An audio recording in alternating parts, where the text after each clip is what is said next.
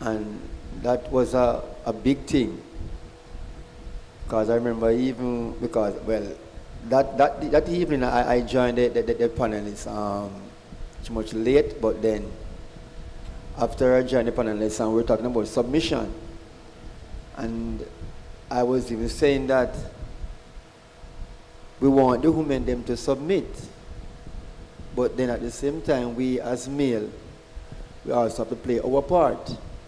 And I was saying that women submit, but how can you have your wife to submit to you, and then even in the home, you don't help in the homes. You don't do nothing in the home. And then the truth is that when night or when evening comes, I mean, you want satisfaction, right? And I was saying that I believe that the women need to lock shop when a lazy man at home not doing anything and not helping out. Understand?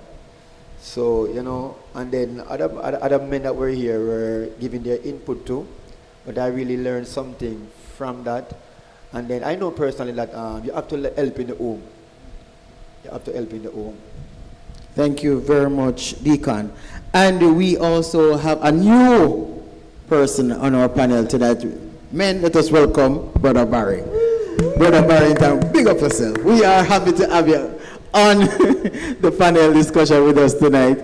And the gentlemen really touched some serious points, and those points were some of the highlights of the session. And even after the session, we had persons really coming to us and asking questions, and we were happy that that session could help somebody. And that's the main aim where we're here, where we have this ministry, the Family Life Ministry, is for help people in our churches, especially, so that we can grow together and we can go together in Jesus' name. But as you said, submission, that's where we left off, and that's where we want to pick up. And I'm going to pose this question to the newbie among us, and hear what his view is on submission. But first, Barry, Brother Barrington Brown, welcome, sir. It's a pleasure to have you here. Greetings. What we want to basically kick off with is, what is submission from a male perspective? What is submission from a male perspective? How do you view submission versus, we are not females, so their view of it is totally different. And before coming here, we would have heard some of their grows that we'll get into after. But first, I want to hear from us men. What do you have to say on that viewpoint? When you talk about submission, from a man's perspective, man wants ladies to hear what they are saying, do what they say, do what they ask, whatever it is expecting of them. They are expecting the ladies to do so. That is what men, well, quote unquote, when it comes to submission, that is exactly what they think submission is. But it is not so entirety that whatever is said, we are expecting for the ladies to do. It's not that we say, okay, go and pick up this, and when I want this, you're supposed to give me this. It is not of that nature. All right. So basically, what you're explaining is like being in the secular world, or that's generally speaking of men, but submission in Christendom, how is that for us, or is that for you? Submission in Christendom is lines with what God intends for it to be. The man is supposed to be the head of the house. And if the lady is to submit, even though there might be some disagreement as relates to how the children is brought up. For example, I think it is the the lady's duty is to submit and to make herself accountable, and just to allow certain things to play out in the event that maybe down the road, if it is that the situation turns to a different point, then she may say, hon, you see, if you did do this, and then both of the persons can probably come together and say, laugh after it, and yeah. Okay, but thank you for your answer. Where submission is concerned, do you believe that your wife is a submissive wife, as according to the Bible and according to us as men and what we would want? My wife? Yes. Not all the time. Not all the time. Okay. Thank you for being honest. That's why we're here. And just to point out that these are all married men with us tonight. So you know they have wives at home. Yes. So I'll be asking these questions, to get their viewpoints. And I am here to learn as well as the engaged young man amongst these married persons. So I'll pass it on to you. Thank you, Brother Barry, for giving your answers so far. What do you have to say about that, gentleman? Submission in the household. Well, for me, one of the things, though, we have to be careful, because some of us as men, when we speak about submission, we can also abuse the situation. We're in which, because the Bible speaks of submission, or submit, right, as your wife. And I said it earlier, and even the last session that we had, that because we say submission, woman must submit to us and do this as Brother Brown said and do that, we sometimes tend to abuse the situation by not doing certain things. We just want the woman to do this, do that, and we don't play our part. You understand? So, all right, my wife's supposed to submit. But remember, the Bible speak about men, love your wife as Christ loved the church and gave himself for it. So, for example, I want her to submit, but then again, I'm not loving her. Because what we call love sometimes is just basically not love. You understand? Loving your wife, I mean, that you will remember now, Christ gave himself for the church.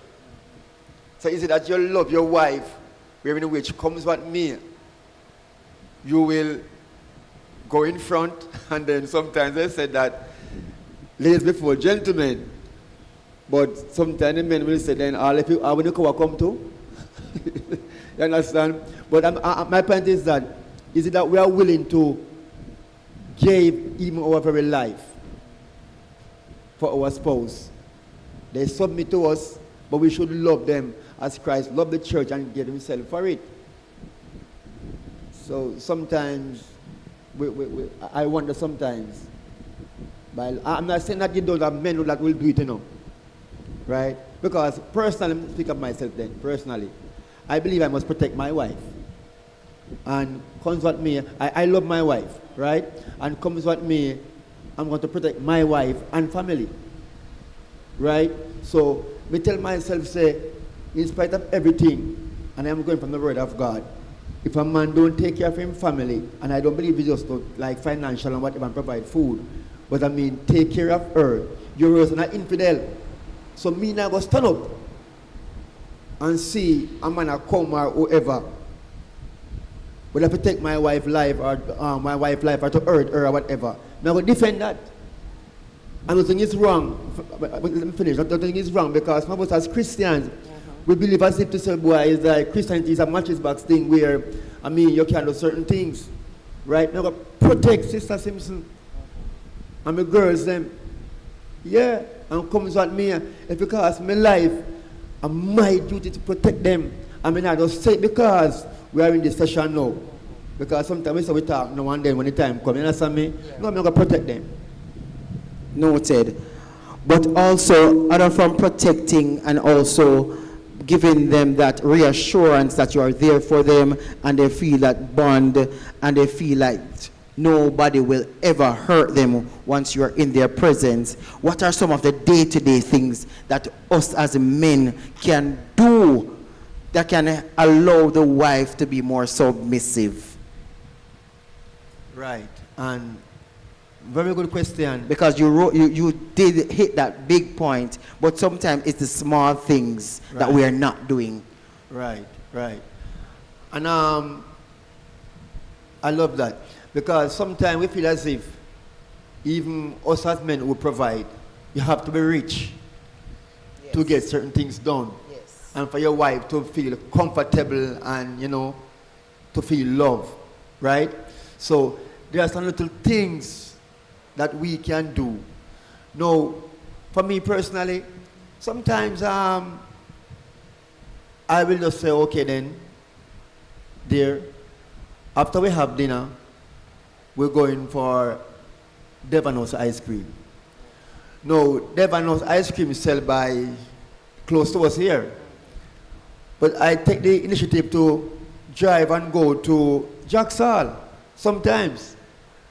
And then we sit down, everybody choose their favorite ice cream, and we take the girls with us too, and then go on the swing and them enjoy themselves. Wifey and I, we sit down and we, chit-chat about, our life and all of that. Also, it was Kenny Rogers that sang the song that said, you open the door, you call me from work. And he said that these are the little things that we'll never forget in life. You understand? So I know the big thing them sometimes, for some women. You understand? Your wife come from work, I'm talking about loving a wife now, You greet her with a kiss. You understand? You ask her, how is her idea? Then look at something there, sometimes a big thing to them.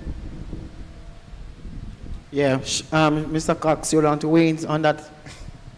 Yeah, definitely. But what we need to understand to some of the times, especially for us, man, we pay so much, there's so much emphasis and focus on us to provide, and to be there and to help everybody emotional, that sometimes when it comes on to our personal emotional needs, sometimes we can't even help ourselves.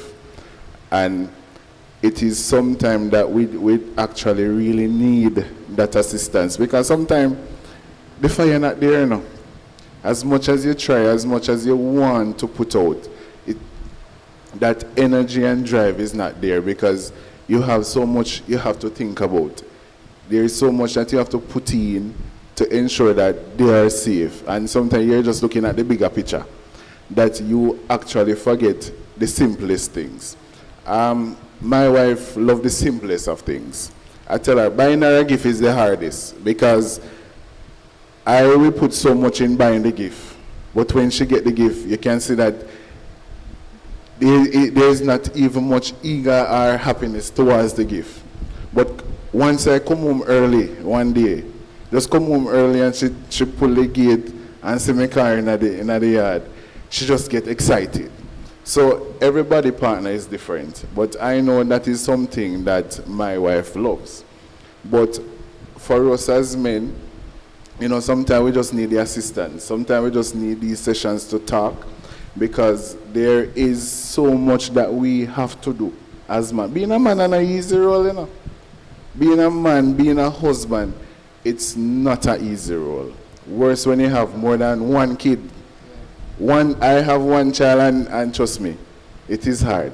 Much less when you have 2 and 3, it is hard. So it's not something simple, but what each relationship, we just need to work together as one. So yes, I might not be doing as much to make you happy. I might not be carrying you to the van house, but at some point, let us talk. Let us say, hon, all right, let us try this. Let us do this now, because sometimes we just need a little push. So let us just try and communicate this need. For me, submission, I don't have a problem with submission, because I think I'm that type of man who naturally get my wife to be submissive. But, as I said, it's sometimes I blame myself because I don't think I put out enough, because there's so much responsibilities. There's so much person looking to you that you actually forget the little things. And the little things are important. So sometimes I have to catch up on myself. So sometimes I have to say, all right, I go home early, I'm going to make sure she see me in the yard early. And you're surprised to see her face or her face light up. So let us just take the little time to just sometimes catch back yourself and just do it in order to light back that little spark and make the relationship be able to grow and flow. Just to add to that quickly, there is always room for improvement in everything that we do. And even as Christian men, we have to know that you cannot be all about church. Personally, my life and my wife's life, is church, right? But then we have to find time for ourselves. Because coming to church, work, church, work, church. We have to be careful not going out, have dinner sometimes. Our life get boring. You understand? So, and I remember, and back to you, I remember in the crusade, the first week of crusade, and the Thursday night, I tell myself that no, I'll have to skip the Thursday night, even though I want to come to the crusade. But my two girls go to school, and when they reach home in the evening, I always reach home first, depends on where I'm working, and I have to prepare them dinner. And I said, no, I didn't get to make dinner the Wednesday night for them. It was something light for them. I said, Thursday, crusade again. I said, no, I can't do this. I said, look, Sister Simpson, we're not going out tonight to the crusade, even though I want to go to the crusade. And what will I say? And I have to stay home, make dinner. And the girls were so happy. And everybody enjoyed dinner and in the house until it's bedtime. So you have to be careful when you come out to church, and church. We have to find time for ourselves. Exactly, and as Christians, I think that's where some of us may struggle, in the fact that we don't know how to strike a balance. Right? We don't know how to find the middle ground between working our 9 to 5, church, and taking care of the family, but where is the time for the spouse? I'm happy for my brothers. Very happy. But every shoe different. Mine is certainly different. And I say different in the sense that you might be so jovial and happy sailing. But there are others who have to dig deeper. There are others who have to row uphill. When it comes to, I am still processing some things after 20 odd years. My wife is not the lovable person.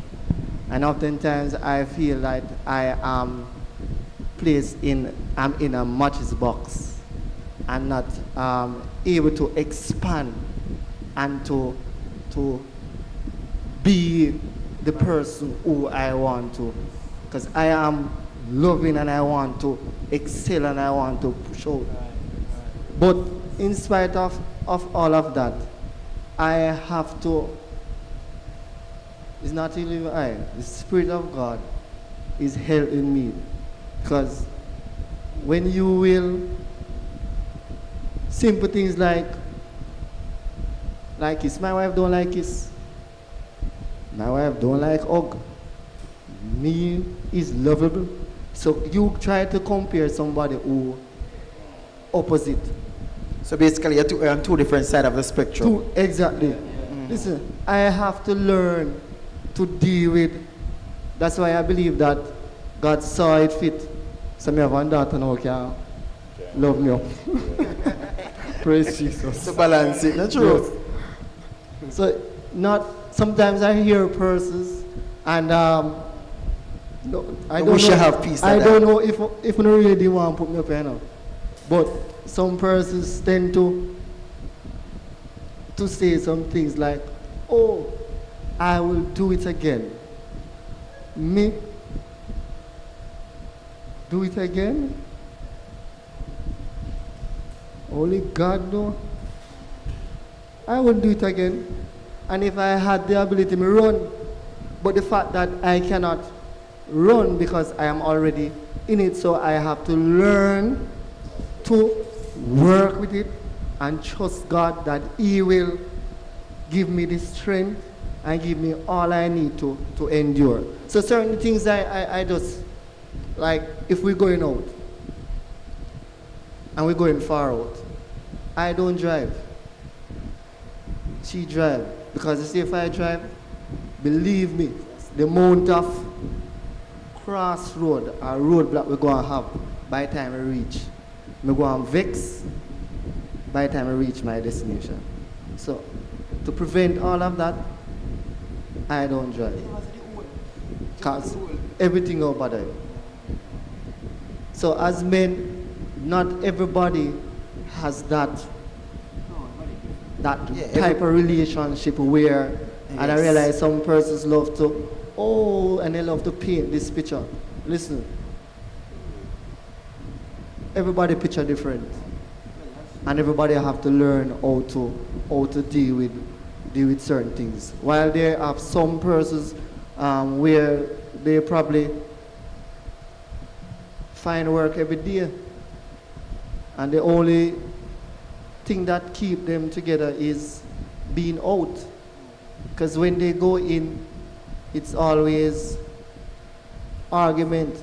And that was one point of my life when we go in. So me stay out as late as possible. And if me go in 10 o'clock, 11 o'clock, an argument develop, me put on my clothes and me walk until something change. So persons have to realize and know that, guess what, you might enter into something, they are going to be in a pretty marriage and a better rose. Certain things you will have to decide that you're going to. It's either you stand the test or you allow it to sink you. Okay. Point noted, and we all take notes from that. What are some of, or do you, this is general for everyone. I remember this is a rap session, so I am not going to direct the questions. When you want to say something, don't be afraid to share your 2 cents. But while hearing you all, do you actually know your wife's love language? Do you know your wife's love language? Do you know what's bring them excitement? I realize that your wife was mostly quality time. Yeah. What's yours versus what's yours? Are you still a struggle to find yours? Yes, sir. Because submission, what I believe and what I, basically read articles and know, and I've been taught, is that we also have to know what excites them, as he said before, what's their love language. Some persons acts of service, some persons love gifts, some people just want you to be there, someone just want you to hold their hands, someone don't, the touch. Everybody is different. So I believe that is also a part to play in the whole submission thing, because, for example, they come home and they're stressed, but when you come and you hug them, you just feel good. And when you come and you hold them, hands, you just say, dear, you're all right, maybe that works for them. Some people, you just carry one gift, maybe one cologne, or some people simple, maybe it's a jug of ice cream, So I believe that maybe that's one of that is a strategy that we all can use to assist in the process by knowing them, knowing what their likes are, and what are their dislikes. What I know about my wife is that she did not have her father in her life. And because of that, in my view, it caused her to be into a position where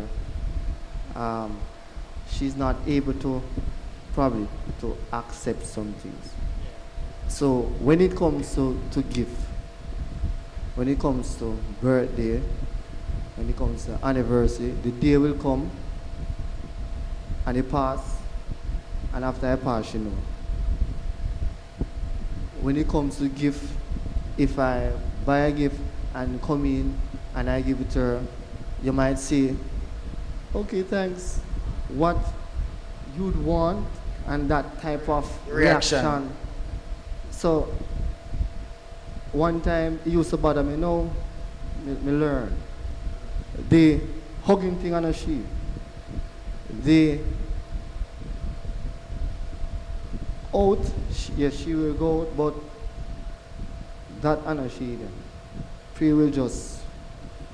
So certain things where some person will come and, oh, you need to this, you need to that. Listen, if you don't know how you should fit, leave it alone.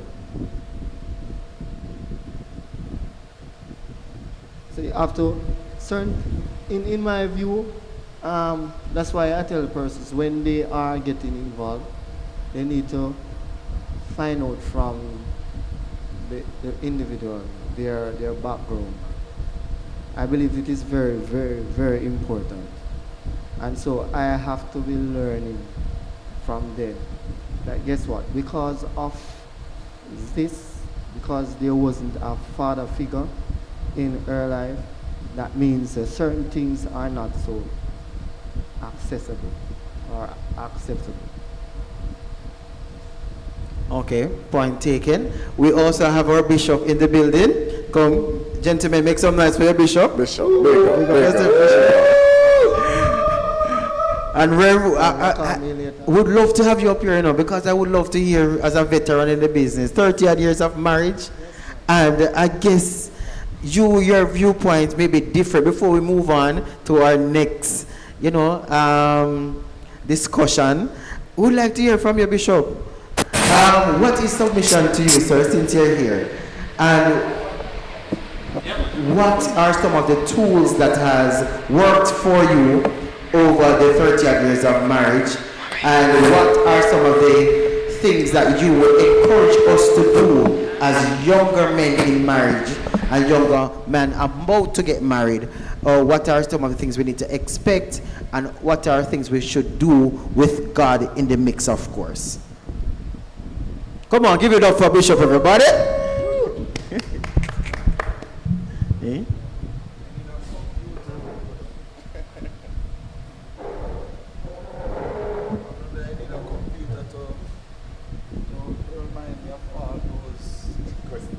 Questions.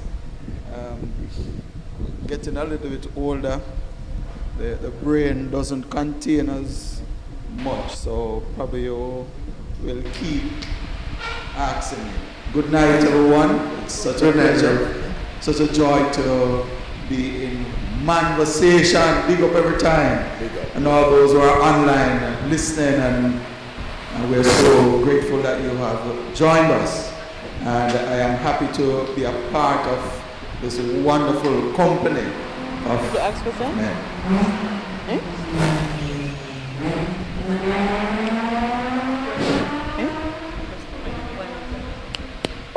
Hello? Oh, question please to Brother Barry. I heard you have said that your wife is a certain kind of individual, but my question is, since you have been in the marriage for some time and you have realized all of these aspects, what have you done, or how is it that, what did you learn, and what are some of the things that you do to show your love and appreciation for her, since you have identified what not to do? Can you just share some of the things that you do and she appreciates? Well, I think she appreciates the fact that I am always there for my children. When it comes to homework, assignment, washing, tidying up the house, going out to get stuff for her. She can depend if there's anything around the house that I need to fix. she can count on me to get that done. So I think she appreciates those things. So again, we can see where the simple things do add up, as we had mentioned before. Because those are maybe simple things to some people, but for her that is a big deal. Bishop. Wow. My mouth is full. All right, but I'm going to start off with probably two negatives, two absolute negatives, and then we work our way through the negatives. And I try to remember as many things as possible based on your question. So one, there's a philosophy or a philosopher that says that a woman is a necessary evil. All right? Necessary evil. So don't dwell on it though, but I'm starting with two negatives and then work my way through it. So that has some merit to it, and then to complicate it, it is said that if you try to understand a woman, you will spend a lifetime trying to do so and you will get mad. Amen. That's how complicated a woman is. So, as an individual or as men, what we have to do, especially after you express love towards a person, and you decide that this is a person you are committing yourself to for the rest of your life, then it is your duty. And in the midst of all of that, women are very moody, and a lot of things at different point and time and developmental stage changes and so on, that they have these kind of mood swings. All right. So I say that to say this, that having expressed your love for somebody, putting in the mix that they say women is a necessary evil, and you will go crazy if you try to understand them. You spend a lifetime trying to understand them and never understand them. So as an individual, once you have expressed love and you genuinely love the person, that you will try each day to understand what is happening and try to adjust. So it's the constant adjusting to the different mood swings and so on. And also, it is not just adjusting negatively, or just adjusting, but adjusting so that the relationship can always be harmonious. No, not that you will not have frictions and challenges and so on, and sometimes you might not talk for a couple of hours or maybe a day, but that's just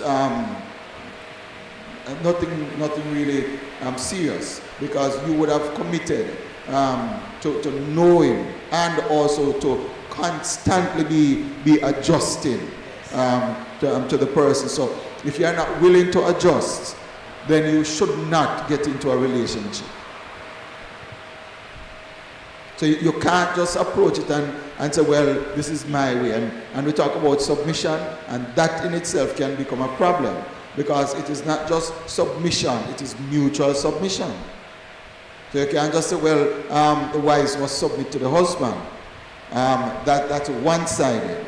So you have to think about mutual submission and so on, because you are equal partners in the relationship, notwithstanding that sometimes we use the term and we use it very loosely and without much understanding, to say that, well, the man is the head of the house. And most time the understanding there is that the man is a boss, and the man must dictate, and the man must say this, and the woman must obey, and so on. Yes, submission is obeying.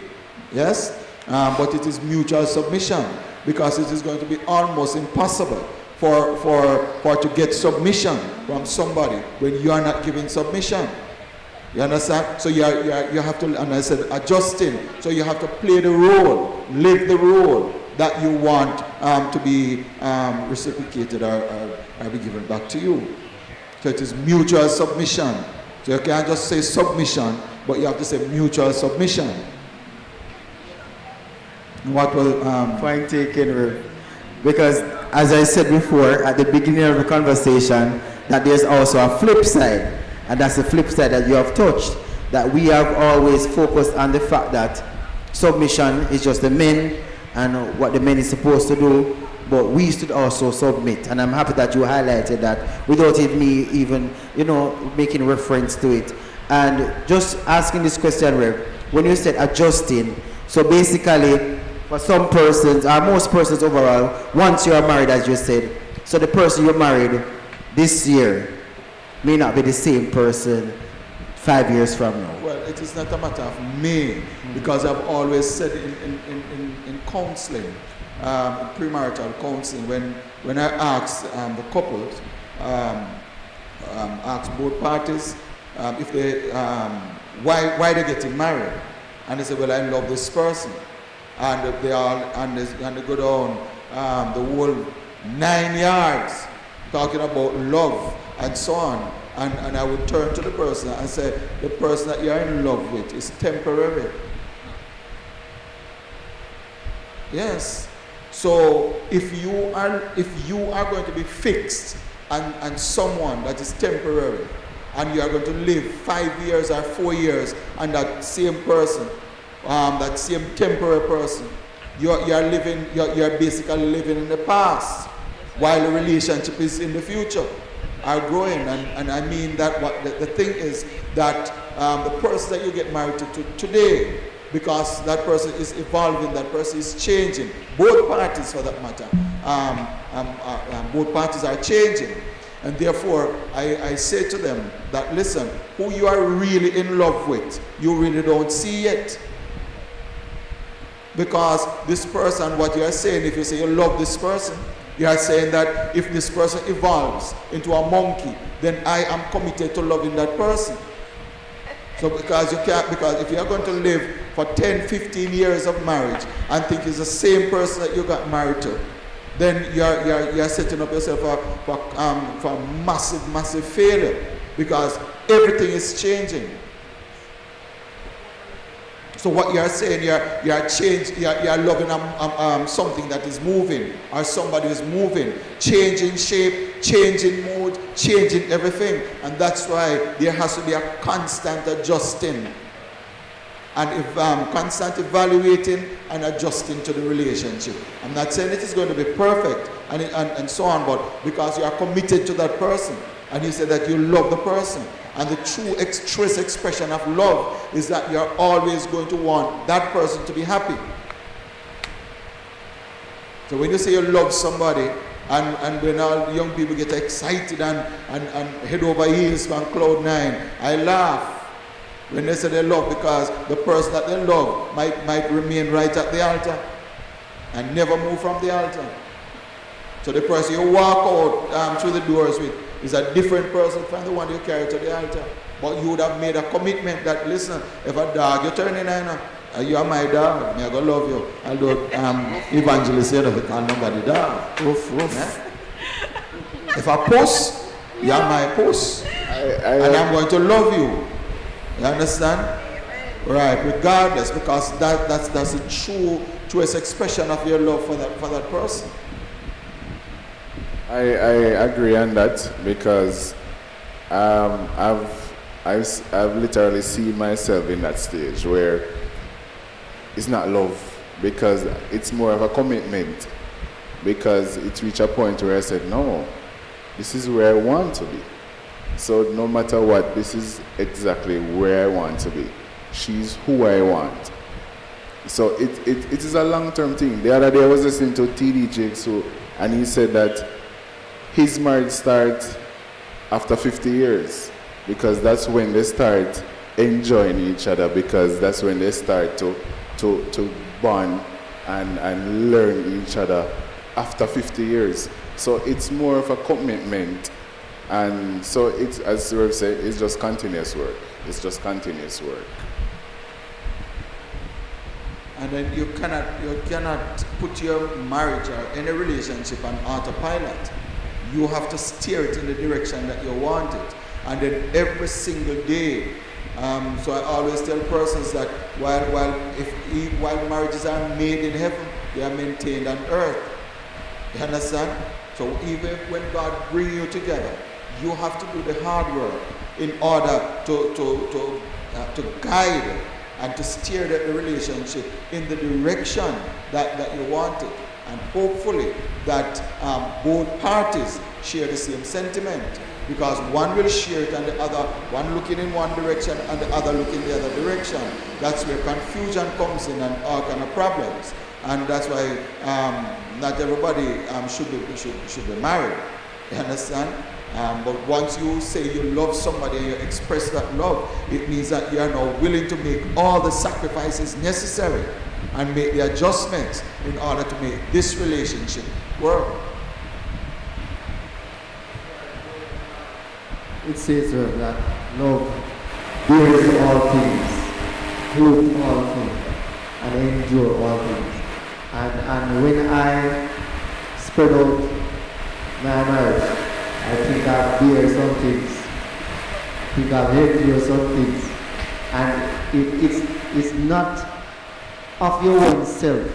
And I keep saying to persons, listen, as we have mentioned, you love the person, you're happy and whatever, but down the road, when things start to develop and things start to happen, are you able to hold forth and say that you still love? And then what I noticed in the conversation also is that you find that you have persons who are introverts, you have persons who are extroverts. So you have persons who are more expressive in a relationship and so on. And some persons who, and it's like, the way I like to describe it is like a sponge. All right, so some persons, they absorb everything, and unless you squeeze them, you get nothing. That's like a sponge relationship. You understand? So you basically have to be squeezing out of persons some things, while others it flows. And then you have to understand the unique dynamics within the relationship and know how to balance it and how to survive in it, and so on. So it all boils back to knowing your partner, basically, right? Well, you're not, and as I said, it is almost impossible to know somebody because persons are always evolving. So if you think that at this moment you know the person, and the next moment, based on environment, based on lifestyle changes, based on a number of things, maybe financial problem, whether you get richer or you get poorer, based on children, so many things affect how people feel. You understand? So it's impossible to say that you know somebody, because in saying that you are almost equating yourself with God, because God knows what the person is going to become even before the person becomes that. You understand? So our responsibility, our person's responsibility in relationship, it is to always, out of love for that person or for the next person in the relationship and wanting the marriage to work, that you are willing to make the adjustments each time, both parties, so it cannot be one-sided. Both parties, and we all, and one of the things that we help persons to understand in relationship is that communication is the most important ingredient in any relationship. Communication, because if you don't communicate, it gives rise to assumption, and a number of things around can fuel and feed that assumption. With communication, you basically eliminate assumption. So the person or persons in the relationship know exactly what is happening. So you can at least have an understanding, so you can make the necessary adjustments. I think I talked. That is a mouthful, but it was some very important information. And as I said, as a newly engaged person, I feel like I'm in a, we call it now, a marriage counseling session, because Rev is really hitting some points, and I think these are some points that we need to hear, because we need to hear them on how we need to grow. And as you said, the relationship is always evolving, so we don't want to be stuck in the past, men. Right, brothers? We don't want to be stuck in the past, so we must move with the time.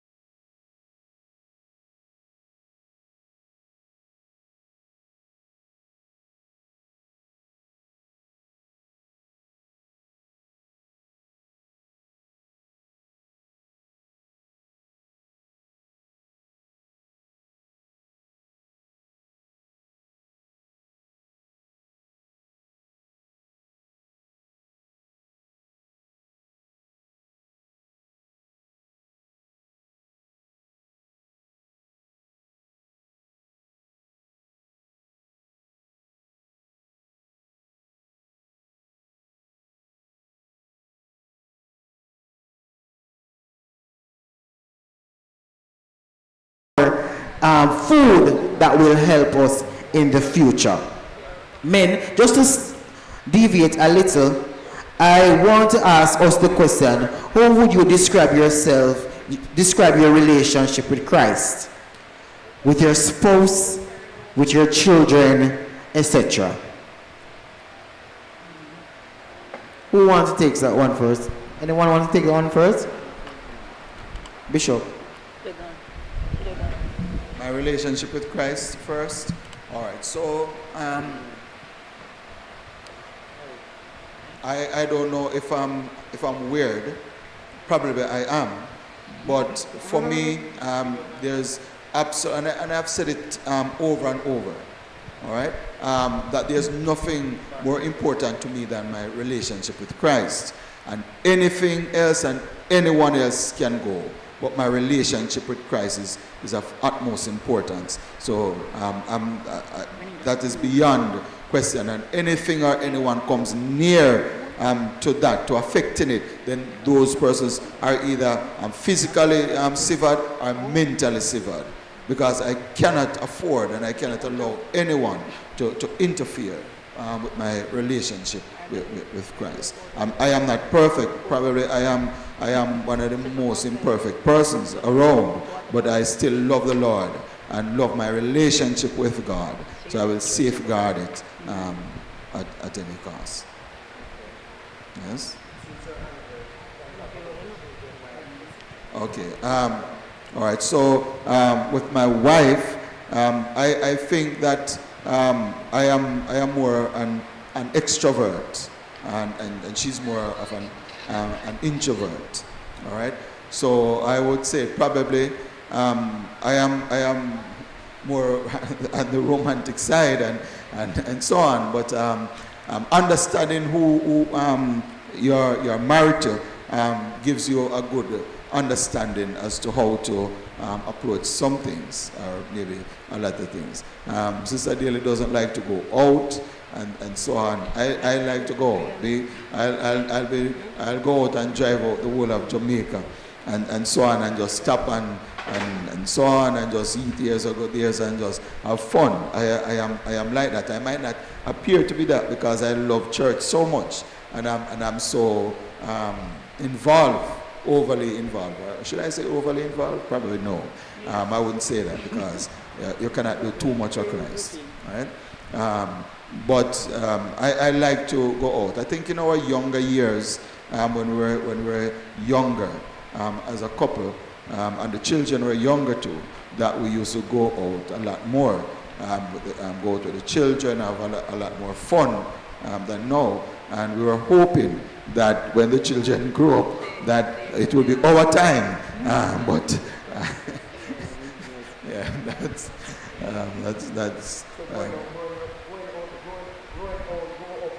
yes. But a question for you, Rev. Yes. As Brother Barry mentioned earlier, that he likes going out, but his wife. In a sense, in a case like that, like you just said, like you like going out, but Sister Daly don't like going out. Yes. How you balance? How you go about balancing it? Well, what I do, I allow her her space to enjoy what she wants to enjoy, and I am allowed my space to enjoy what I want to enjoy, and more so what I enjoy traveling abroad and so on. She don't like that part. So like when the school is going out and maybe go to a hotel for some time and so on, she will go and things like that. And as I said, maybe it's just because, I don't know if because we get older, in our earlier years, she and the children, I wouldn't go because it is really not my thing. I would go, but I always find an excuse not to go. Like boys and girls champs and something relay and so on, those things. She would always be excited and she'll go to those things. She loves those things, sporting things and so on. Me always complain, say, boy, if me are going on, me have to be up in the grandstand or up in the We can't go in a bleacher because we can't go sit down in the sun all day and I think. And I love, while we have to support everybody, but I love if I'm going to do something, it has to be at a certain level. You understand? Maybe it's a fault of mine. I enjoy certain things at a certain level. All right? So to go and to sit down and enjoy that, it wouldn't be me. But I would always support them and take them there wherever they want to go and let them enjoy themselves. That's their space. And I leave them and I'm comfortable with them having their fun in their space and their way. I have absolutely no issue, no problem with that. As much as they want, as anything what they want, I allow them to just have their fun or she to have her fun and have her space. And that is something too that in marriage that you have to understand that persons have to have their me time. So you have to give person their time to be alone by themselves, to do what they want to do and do nothing, and including nothing. You understand? And that is healthy. It should not be used as a weapon though, to avoid that kind of coming together and that kind of bonding. But you have to allow people to have their me time. But they have their fun and so on. One of the things I used to enjoy, but enjoying it with pain. You understand? With a lot of pain. And was to take her everywhere she wants to go. It was nice but not nice. Because I didn't want her to be dependent on me. And even my girls, I told them that, listen, you need to grow up to be very independent. You must never depend on a man for nothing at all. You understand? So I didn't want her to be dependent on me to carry her here, there, and there. So one of the happiest moments in my life was when she learned to drive and started driving. She was always driving, but without a driver's license and so on. But when she was legally on the road, it was the happiest moment in my life, because persons must have that kind of independence. I like people very independent and so on. Yes. So I allow them to have allow her to have her time. I don't like to invade her space. There are times that we come together and we have our wonderful times together. We play games, sometimes we don't play much of it now. But yes, when we have time we play domino, we play different types of domino game. She loves French domino, and we play a lot of French. That's her moment. Her French, she don't like straight domino. So if you play straight domino, she make up her face. But French, she's excited, and we play French domino all night and so on and things like that. So there are things that we enjoy together and so on, and we have that still moment. But I guess because of the demand and the how intense the workload is and so on, so we don't have much time and so on. But we still make time for each other to have that kind of bonding and that kind of time. But I believe that persons must be independent and they can enjoy themselves with them friends. You understand? I don't have to be, and I don't need to be up in a year space every single minute and so on for you to. No, sir, we don't want that. You must find your friends them, have some fun with your friends them, go out, hang out with your friends them. You understand? And things like that. And I let my children know, I let them know, I trust you. What you do with that trust is up to you. But I have no time to watch nobody and ask this and ask that. No, sir, I waste of time that. Waste of time. Go and go have your fun, enjoy yourself. Yeah, man. Yes, just to add to that also, Bishop. Brother Brown mentioned it, and you mentioned it also, where persons are different. Because on the flip side, on my side, where my wife wouldn't mind if she's even coming to church, I have to drive, for example. So anywhere we are going, and then because of traveling into Canada, go and come, she always said that, look, when you're away, we do most of the driving. So once you are back, and that stick with her. So anywhere we're going, it could be even from here to Rona, Coleraine. It's like, me have to drive. Okay, that is that. No, for me, let me just say this. To be loving as a person, I give God thanks for salvation, and I thank God for His love. You're looking at somebody here tonight. And people might see you and say, okay, yes, I love children and you love people and everything and all of that. I did not born to know a father up to this night. I don't know my father. I tried just recently to reach out to him. My wife keep on saying that, Michael, call your father. And being my age, I said, well,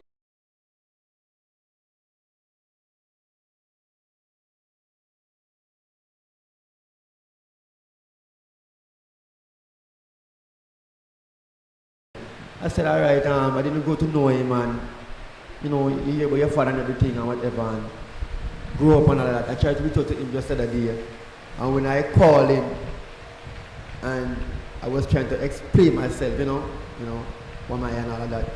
It's like probably thinks there's some scammer or something. So he hung up the phone.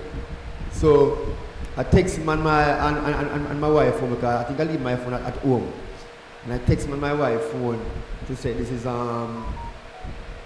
your son, Michael Simpson, from Oracabessa, you know, all of that. He didn't respond.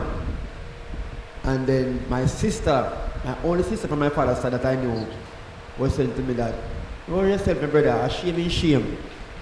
Because he knows he not take care of none away. You understand? But I'm saying no, that is that. I'm saying that growing up without a father and surrendering my life to the Lord helps me now as an individual. Didn't get any father love, but grow to love people, to love my wife, to love children. Only because of the love of Christ, Bishop. I am telling you. You understand? So people might see me now and, you know, people say, okay, all right, yes. Some person asked me which hotel I work. I said, I don't work in a hotel. I said, I am tired of my profession. But because of how you carry yourself, because of what? Of Christ. Grew up in Tankley, Barry, no. All I know is to gamble. As their light, marble, card, pack, domino is gamble. Until I surrendered in 1993 my life to the Lord, my life does flip, change, everything. You understand? So, my wife and I, you know, we are compatible. We share things, similar things. I mean, we think about, and I'm just being honest, we think about, I mean, similar things in life and all of that. But it doesn't mean that all is glitter. No, sometimes at home we have work quarrel and everything, right? What I don't like is that some argument might occur. I don't like to see my two daughters, whether standing or being around, listening to us quarreling. I don't like that, right? And I tell myself, I tell her too. I said, dear, listen to me. It doesn't make sense. We are human beings and things will happen. I'm going to hand over to you. I said, it doesn't make sense. Sometimes when we quarrel about certain things and probably we lack off for now, you know, because I have no, and this is just me, I have no intention or in my mind and heart to leave you. I said, for me, it doesn't make sense to quarrel and go on and go on and go, because at the end of the day, we're going to come back home. You understand? And then in my heart, I don't have it in my heart and mind to leave you. You understand? So, and then for me, Bishop, finally, I cannot have a quarrel with my wife tonight, for example. Right? And person talk about makeup sex or makeup love and all of that.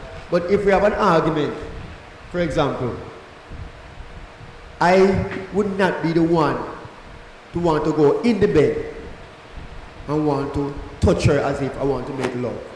No, it is different if we come to an agreement and things settle and all that. And even for me, when things settle, we just want to probably just pray about it and just say, boy, all right, we go to bed. I just mean that personally. Understand? So me now go first and fight and then want to have to make love with you. And that's just me. It have to cool off and then probably tomorrow everything cool off and so. But for tonight, we could hug up each other. We talk about things, we forgive each other and everything and pray and just go sleep.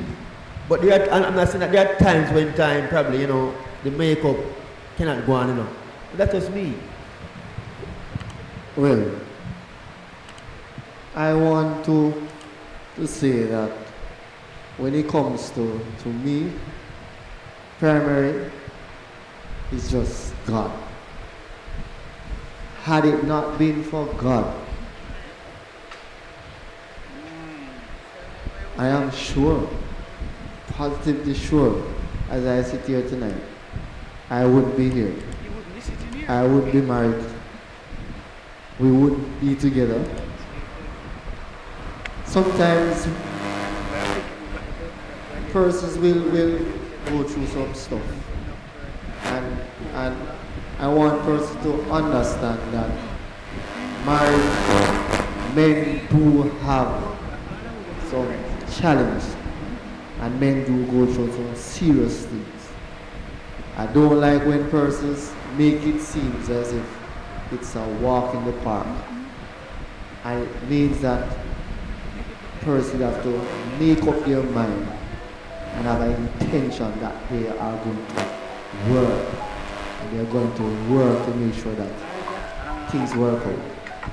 I said that to say this, that on numerous of occasions, I have made plans. So yes, this is it. Had it been that those plans were forthcoming and worked out,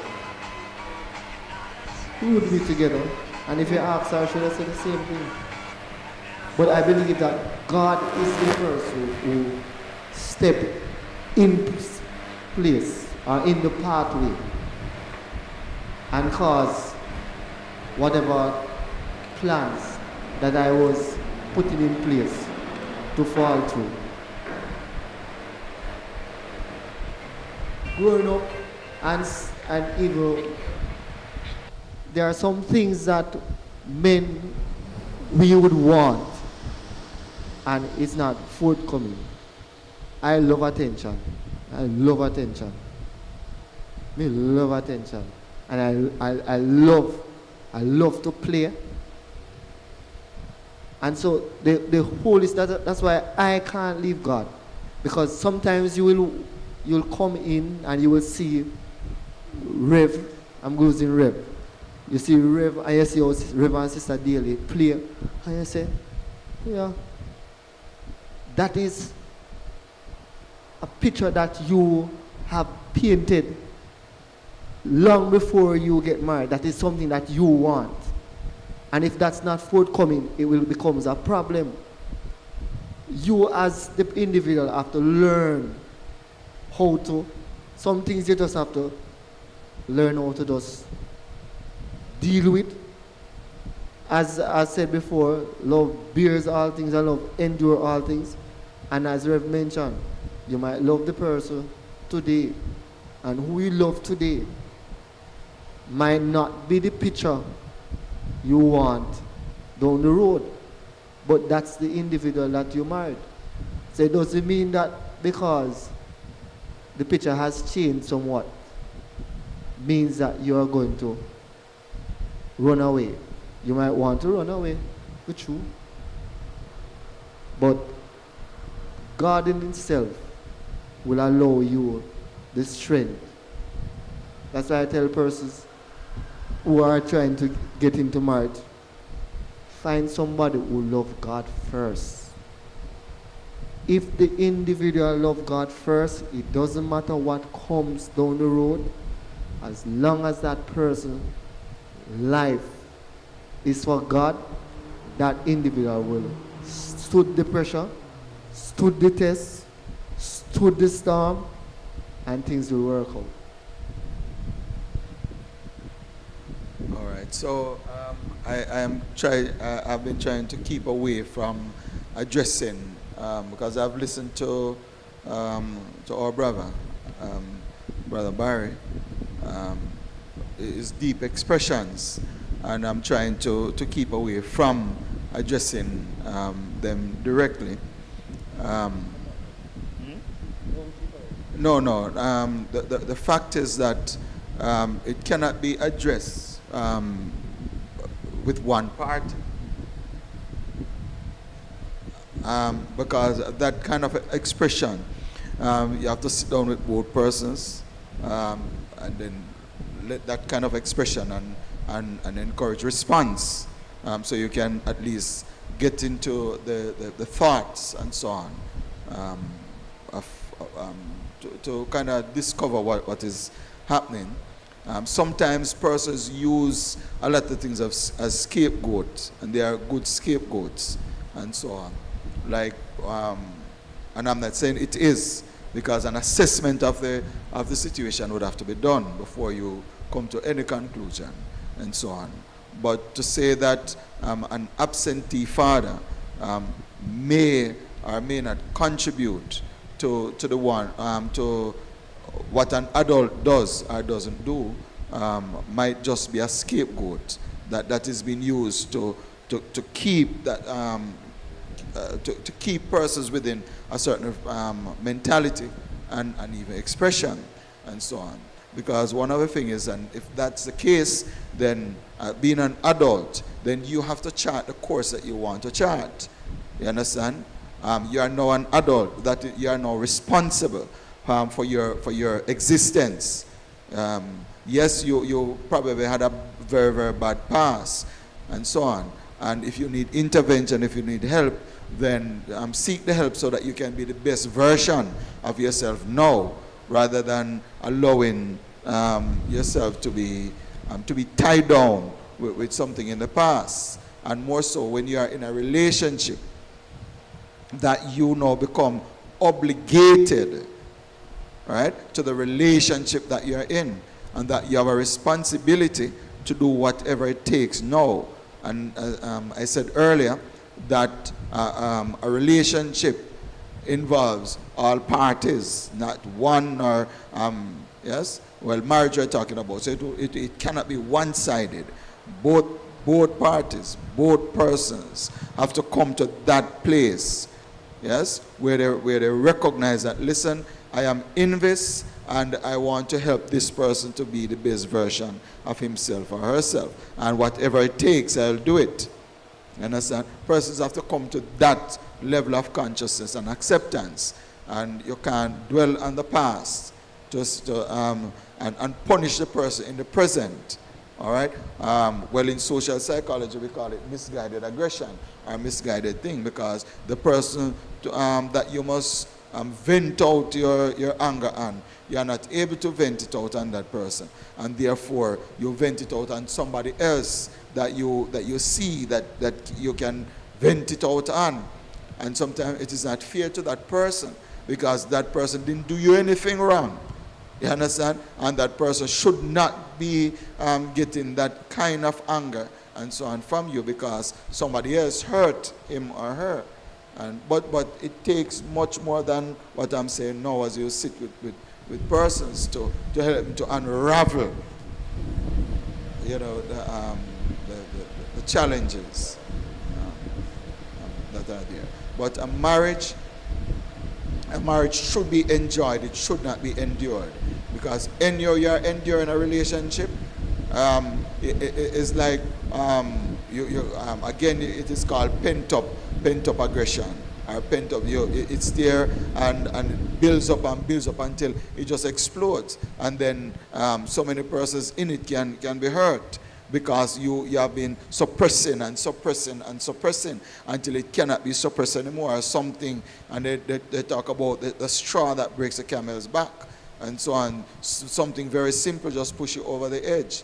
So it cannot. And anyone who is in a relationship that is enduring it and not enjoying it, that kind of that has to be changed some way, somehow, because it is not healthy, it is not good, and it should not persist. Thank you, gentlemen, for your 2 cents on that question, and I hope that we will take notes from it. And as the scholar among us is really feeding us the information, it is really giving us the information, and we appreciate it so much. And as we are Christians, this is one of the questions that I think that we need to, talk about, because seeing that we are just coming out of crusade and the work just begin, because we'll have to go there and hold conversations. The preacher did his part, the altar worker did their part, so we have to go out there now and feed on it and help these people out there. What are some ways and some creative ways in which men can evangelize men? Well, as for me, I'm basically recently baptized, but I realize it's a passion of mine to reason with other men, because I know my struggles, I know my day-to-day struggles, I know what I fight, and it's not something that it's me alone fighting it. So one of my strategy, or what I enjoy doing, is just basically having one-on-one reasoning. So I'll tell them what I have observed that God has done for me, and I'll give them personal examples. Me tell them my business. That's me. I just tell them straight how I do it, how I'm able to survive in this, and explain to them that it's not an easy journey. But what I have noticed for me is that the longer I go in trying to walk this walk, it's the easier it's getting to fight my temptations.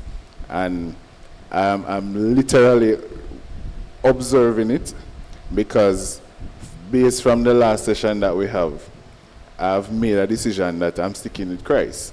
So I realize that the longer I get, the longer it goes on, day to day, fighting the struggle and acknowledging the struggle. It can be a case where you know that it's a challenge, but you're trying to let it seem like it's not a challenge of yours. So my method is letting them know the real. It's not a overnight thing where you flip the switch and all the temptation and all the challenges just disappear. But the longer it goes on, the more you dwell in it, the more we have these conversations where we come and we have man-to-man talk, and O'Brien can tell you it's something that we reason about. We sit down and we talk about everything, because we have to ensure that other young men understand that we all face this challenge. We all face these challenges, not because we're baptized. That means everything changes, So my method is just letting them understand that, yes, we're Christians, but we face it, and we face it even harder. It comes even harsher, but we're able to stick in it and make a conscious decision that this is what we want.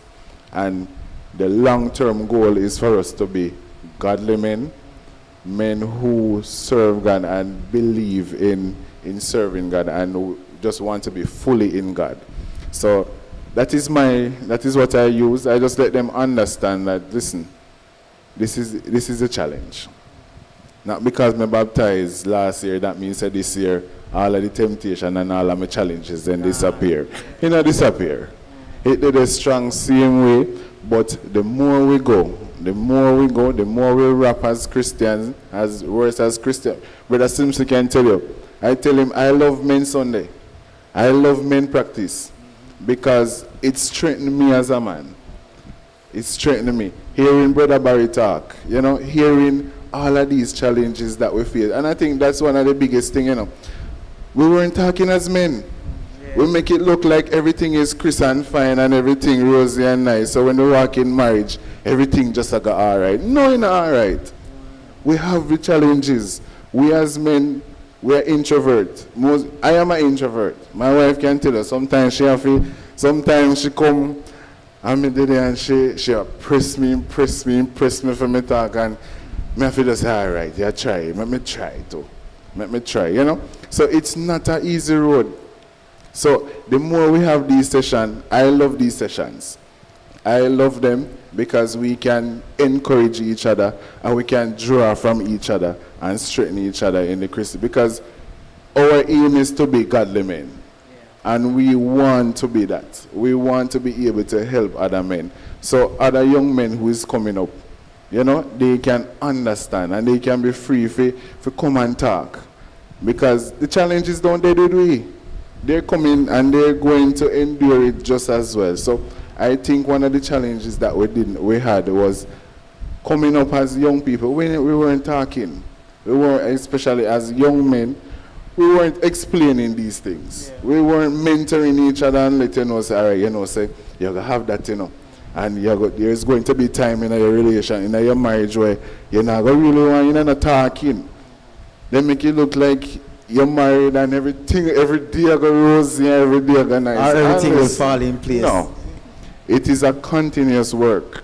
It is a continuous work. It's a day-to-day work where we have to do it. It's like you're going to a 9 to 5. It is a work where you have to put in order to get. So, and as well say, it takes both parties. So where I fall short, I'm expecting you to lift me up. I'm expecting you to help me up. And so if I don't like, my wife can tell you, planning and all of that, that's not my thing. Me we do provide the money. Tell me what you want to do, me we help, me we provide the money. So when you're able to understand each other's difference, so she knows I'm in the planet. Sometimes when she come and want to talk about it, boy, I make have a bad, I mean I want no bad my brain. Just tell me what she costs and then me just tell me say we are good so I'm ready. But as much as me in the vibes ago, but understanding each other. And as me say, it's a day-to-day work. Bridging, it is a day-to-day work. And I tell anybody who's coming, it is a day-to-day building. It's nothing easy.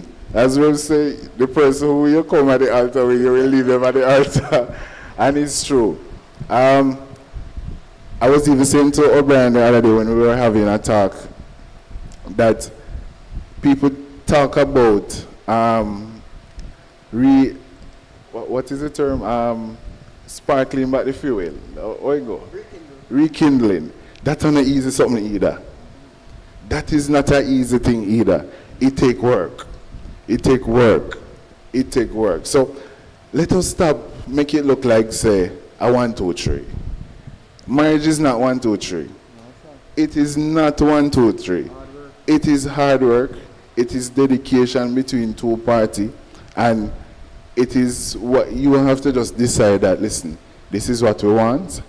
And we have, it's a family, and we're going to love each other through it. But at the end of the day, we have each other. At the end of the day, we're going to, we want this to work. But listen, we need to have more man-to-man talk. We need to have these sessions, especially with younger men coming who's looking forward to going into marriage and all of that. We need to let young men know that, listen, the environment is safe. We can sit down here and talk, and guess what? I'm not going to go home and tell my wife. This is our local conversation, because this is what we do to strengthen each other in Christian, as Christian men, married men. This is our ground. We're supposed to be able to talk to one another, and everybody knows, so listen, I'm not going to tell my wife we go home. This is me and your conversation. Because the challenges is not just for me, and it's just not for Uncle Simon, it's for all of us. So let's just let's just help each other through. And as I said, that is my method of evangelizing. And let young men know that, listen, the challenge real. And surprisingly, when I sit and talk to them say to me, Siobhan, nobody never explain Christianity like how you explain it. People want to have Bible talk. I say, listen, we now have no Bible talk. I am letting you know that I give you examples of how God has worked for me. And I give, so you can visually see it and understand. And because once you're able to understand the goodness of God, then we can lead into Bible. But if you can understand the goodness of God reality-wise, it don't make no sense. Oh, you're going to draw them. You can't draw them. So let them understand reality-wise into the, so when tomorrow when they wake up and then see certain things start happening, them understand that, listen, God is real, man. So what the brethren really said to me, it really makes sense, All right, let me call him again so that we can have more conversations, So that is my method, and I realize that I get in more and more calls, more persons want to have conversations because I let them know the reality, my reality in Christianity. It's not a day-to-day work for me, but it's something that I am committed to because I want to be a better man. Come on, give him a round of applause for that, man. And we have to big him up too, why? He's here 1 year, couple months in Christ, and he brought our soul to Christ already. So make some more noise for him. So we have to big up him for that. We have to big him up for he's on the move for God. So you can get the passion, right?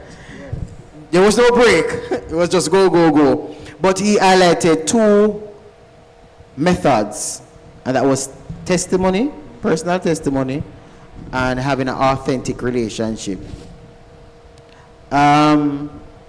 Uncle, Quickly, because you we were here with you for years, Yeah. growing boys, and you are the men's choir, boys choir, teens choir, youth choir. You have dealt with us in so different form and different aspects of our lives. As Rev said, we evolved. You evolved with me in the sense of you have here going with us from I was a child to now I'm a young adult now. How has it been for you?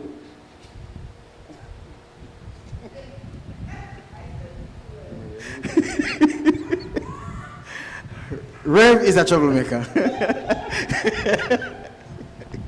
And you have showed different aspects of your life over the years, right? But how do you do it? How you manage to do it for so long? And you know, some people get fed up because guess what? You don't get what you want out of that individual. Or you see that tree over there, say, but I want apple tree, but you want grape from here, you not get grape. How would do you as a Christian evangelizing men for so long still keep your joy and being enthused about what you do into Christendom? Well, even for you, you're a living example. And Reverend Queenland, have you guys, I'm gonna go quick. Have you guys in my hand from boys choir, children church, give trouble, to pinch sometime, but it is a joy today to see a man like you grow up in the church, grow in my hand, and I said it to you before. I remember traveling to Canada back and forth, and when I look and when I see you directing the choir, it's a joy to my heart. I said, thank God. No, quickly, for me, growing up, I never liked to hear my name called up till this day.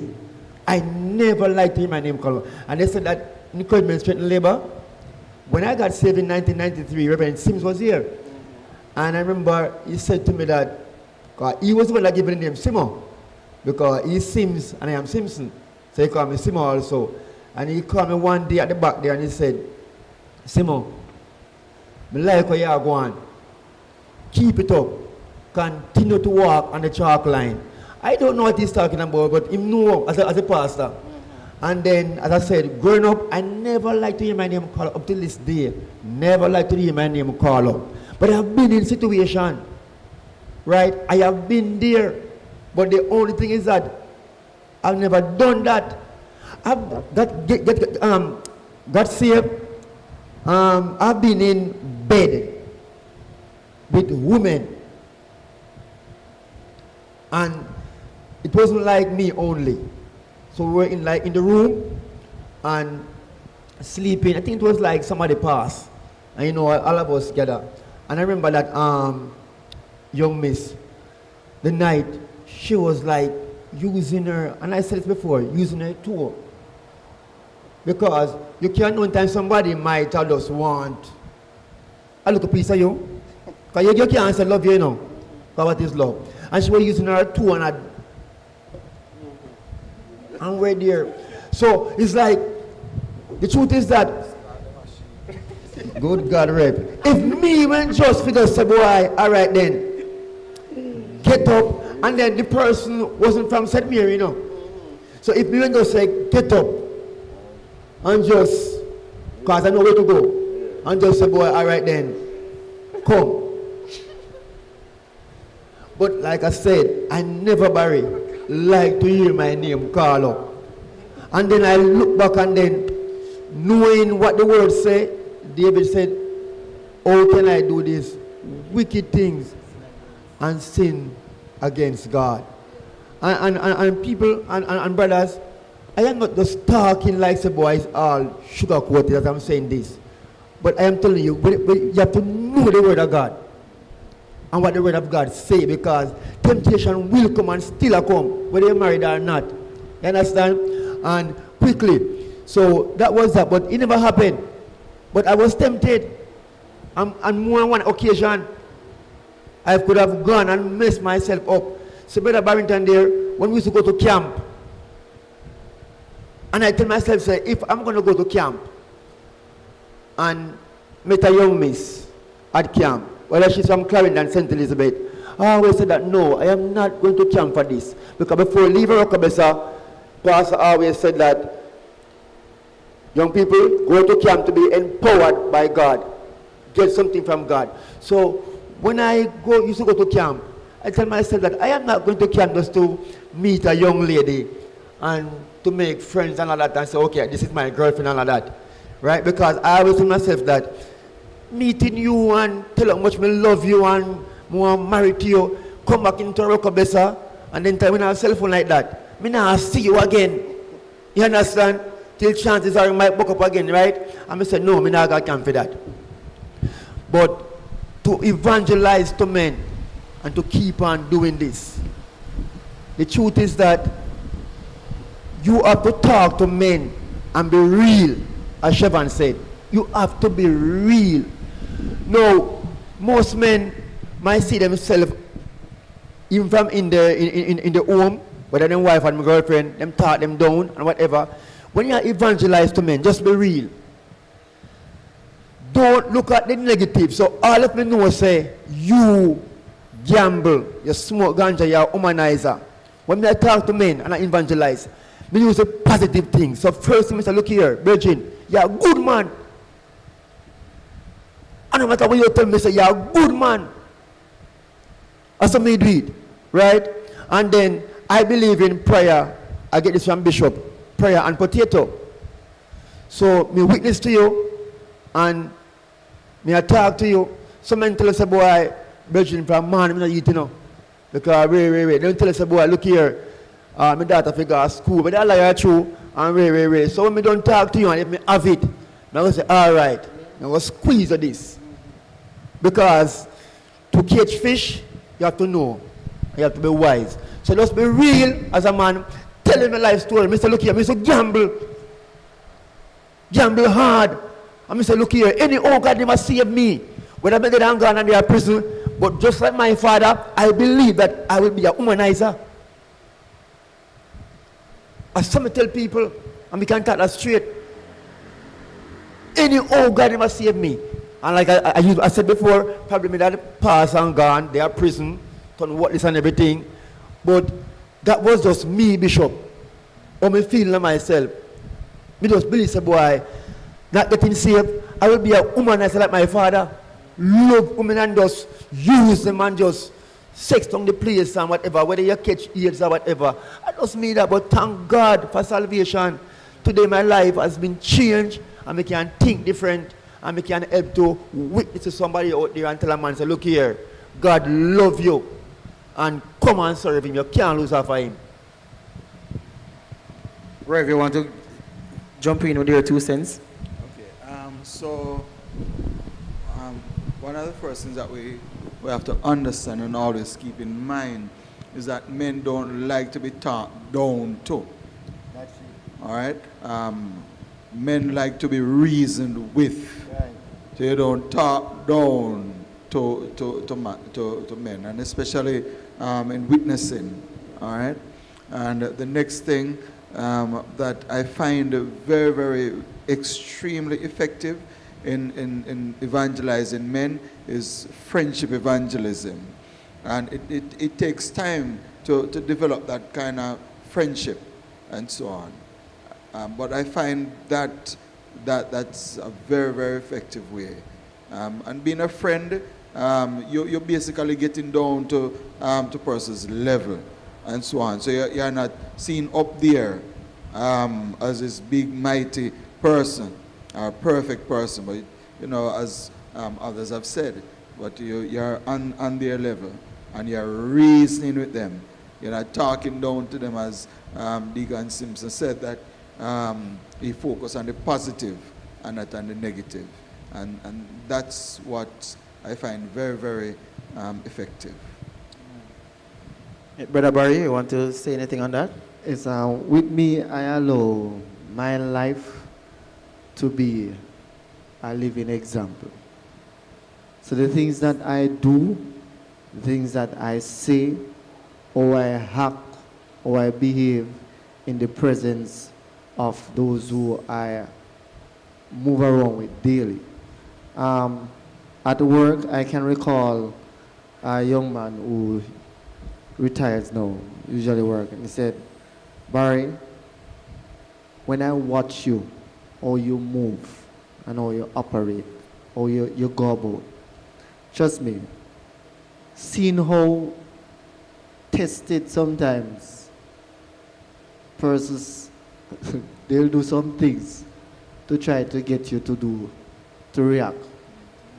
And how you behave, how you respond, and even though you're saved, you can call them aside and you can relate to them.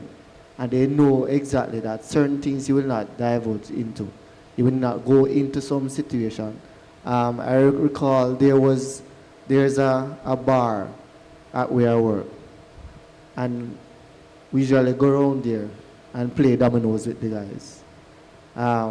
But when somebody comes in and starts to smoke, I let them know that, listen, I can't stay in this situation here. And I ask them to excuse me. That in itself speaks a lot.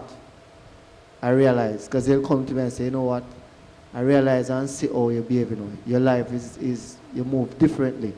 Although you're a Christian, you come and you talk with us, you reason with us, you play domino with us, you don't act as if that you are better than us. And that in itself is how I witness the person. Allow them to see how I act, allow my life to be a living example so that they can make a change. Amen, brothers, and I thank you very much for sharing your 2 cents. Basically, you have highlighted everything that I had on my slide, but you have said it in different terminologies, and that is quite fine. So 1, I have authentic relationship. 2, leading by example. That's what Brother Barry just spoke about. 3, sharing personal testimonies. That's what Brother Cox spoke about. 4 is engaging in group activities. Another thing that Brother Barry spoke about, playing domino with them and level with them. And what Rev and Uncle Simpson just spoke about is discipleship and mentorship. And if we can use all of these 5 key points together, then I believe that we can be a church that will move forward and a church that will grow where men is concerned.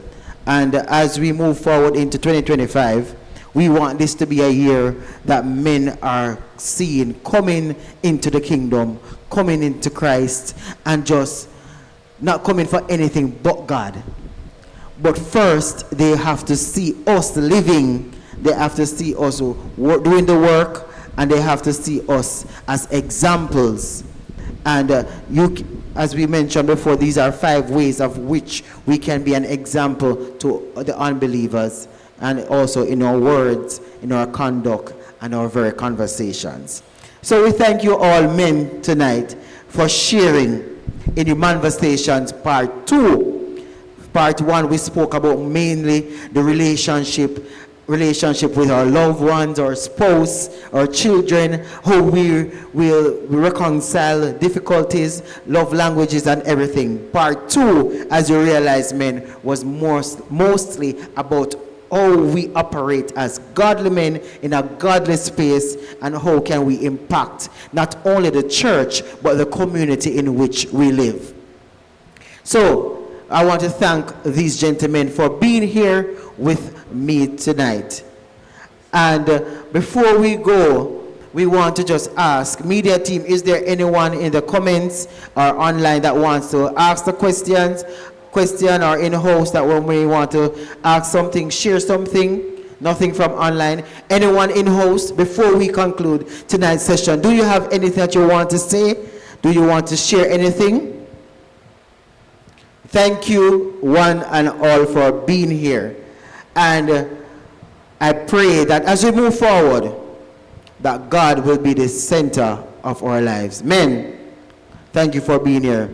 Cox, Simpson, Daly, Brown. Thank you all for being here.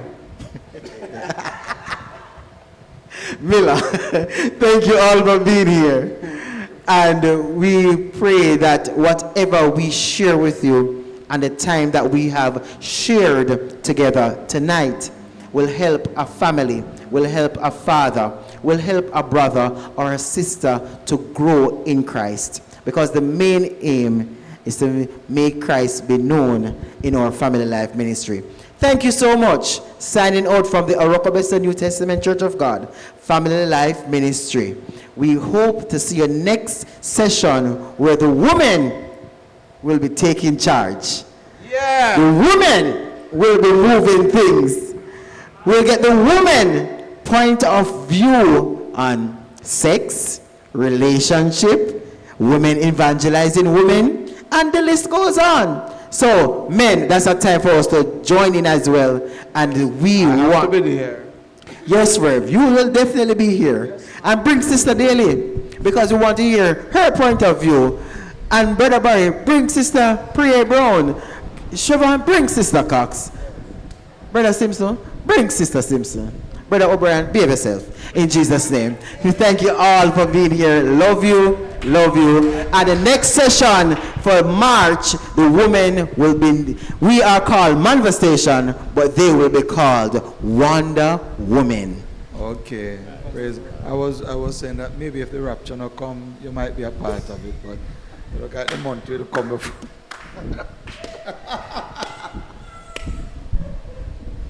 Ladies and gentlemen, that's your Rev, being your Rev. Thank you all for being here. Signing out from the Oracabessa New Testament Church of God. We love you all. Peace. Shalom.